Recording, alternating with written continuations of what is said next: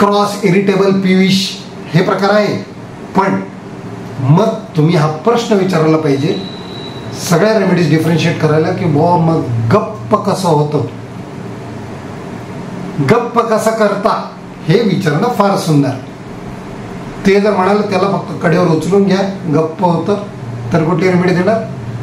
क्वाइटेड only by carrying arsenic आणि चामोमेला.